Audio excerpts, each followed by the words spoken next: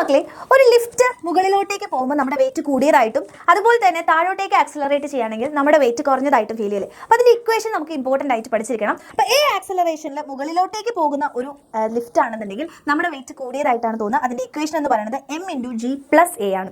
അതുപോലെ തന്നെ ആക്സിലറേഷൻ എയിൽ താഴോട്ടേക്ക് വരാണെങ്കിൽ നമ്മുടെ വെയിറ്റ് കുറഞ്ഞതായിട്ടാണ് തോന്നുക. അപ്പോൾ നമ്മുടെ ഇക്വേഷൻ എന്ന് പറയുന്നത് m×g−a ആണ്. ഓക്കെ, ഇനി ഒരു കോൺസ്റ്റന്റ് വെലോസിറ്റിയിലാണ് നമ്മുടെ ലിഫ്റ്റ് പോകുന്നത്, താഴോട്ടേക്കാണെങ്കിലും മുകളിലോട്ടേക്കാണ് പോകുന്നത് എന്നുണ്ടെങ്കിൽ അവിടെ നമുക്കറിയാം ആക്സിലറേഷൻ ഇല്ല. അപ്പോൾ അതുകൊണ്ട് തന്നെ നമ്മുടെ വെയിറ്റ് എന്താണോ ആ വെയിറ്റ് തന്നെയാണ്, സെയിം വെയിറ്റ് ആയിട്ടാണ് നമുക്ക് ഫീൽ ചെയ്യുക. ഓക്കെ, സെയിം വെയിറ്റ് ആയിട്ട് തന്നെയാണ് ഫീൽ ചെയ്യുക എന്നുള്ളത് മനസ്സിലാക്കുക. അതുപോലെ തന്നെ നമ്മളുടെ ഈ ഒരു ലിഫ്റ്റിന്റെ സ്ട്രിങ് ബ്രേക്ക് ആവുകയാണെന്നുണ്ടെങ്കിൽ നമ്മൾ അവിടെ ആക്സിലറേഷൻ അല്ലെ, ഈ ഒരു മുകളിലുള്ള സ്ട്രിങ് ബ്രേക്ക് ആവുകയാണെങ്കിൽ നമ്മുടെ ലിഫ്റ്റിന്റെ ആക്സിലറേഷൻ എന്ന് പറയുന്നത് ജിയിലേക്ക് മാറും. അപ്പോൾ നമുക്ക് വെയിറ്റ് ഇല്ലാത്ത പോലെ ഫീൽ ചെയ്യും.